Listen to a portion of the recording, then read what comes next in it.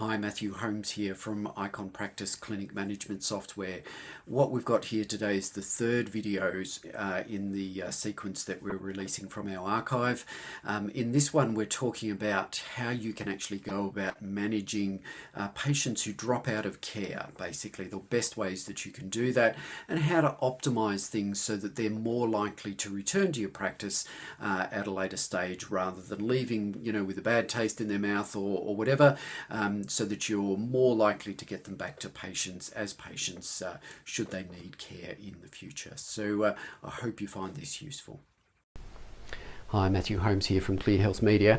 Welcome back to the next video in our sequence where we're talking about the overall sales funnel within your practice. And this time what we're going to be talking about is step 3 here, the fail or discharge type of scenario. Now, there's a good chance that a large number of people that come into your practice as new patients aren't going to follow the treatment recommendations that you give them, particularly as they go through the acute and the rehab and potentially the wellness stages of care.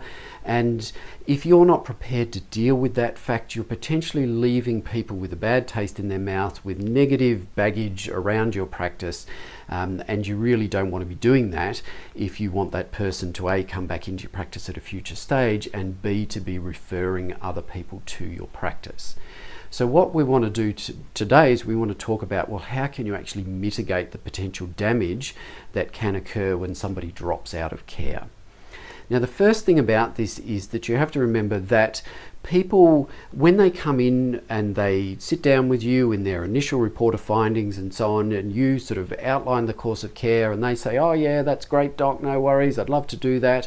Most people will feel a certain amount of guilt and a certain amount of mental baggage associated with the fact that they are no longer complying with something that they actually said that they would comply with. Okay, and they're going to feel angry at you because they've sort of tied you. You might feel like you've tied them into something they didn't really want to do in the end, or there's all sorts of sort of thought processes that can be associated with that. And what you need to do is you need to circumvent that, and you need to basically give them a safe space to fail.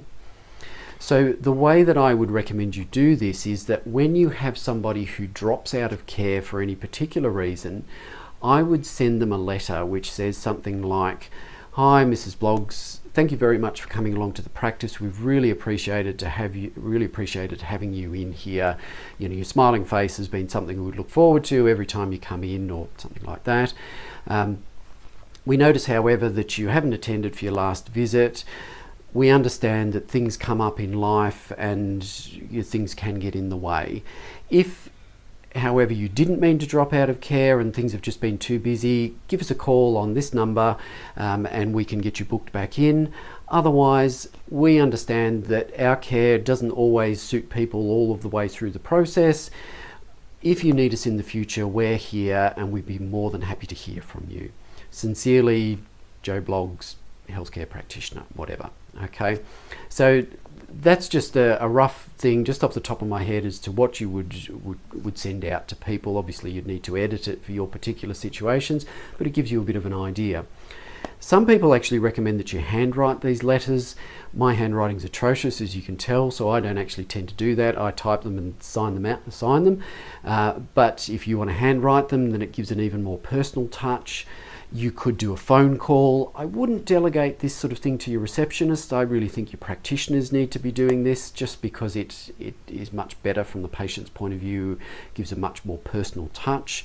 But if your practitioners are absolutely chockers and so on, and the only way it's going to get done is through your receptionist doing it, then that's better than nothing. Okay, some sort of process needs to be set in place to make sure that these people don't fall through the cracks.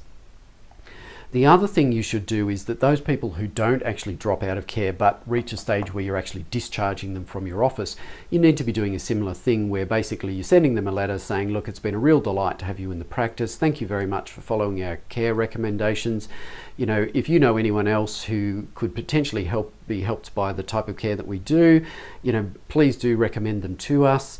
Otherwise, if you ever need us again, just drop us a line. We're more than happy to help you out. Okay, and again, you can type it if you want. You know, I do these as well because of the reason I explained, my handwriting's atrocious.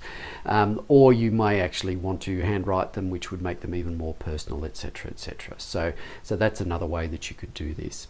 But regardless, I would definitely be making sure you do this, because if you don't do this process, this reactivation step becomes much harder because of, if nothing else, this mental baggage, and potentially, you know, these guys, if you're not sort of giving them a farewell, you know, they're not going to think of you any differently as perhaps somebody they saw in a shop somewhere. Okay, so it just becomes much more transactional, whereas if you actually take the time to write them a letter, it becomes a lot more personal and a lot more personal interaction there. So definitely recommend you do that. In the next video, I'm going to be diving into sort of reactivation strategies and how they are sort of the final missing piece of this overall puzzle and this sales funnel within your practice. So keep an eye out for that when it shows up in your inbox.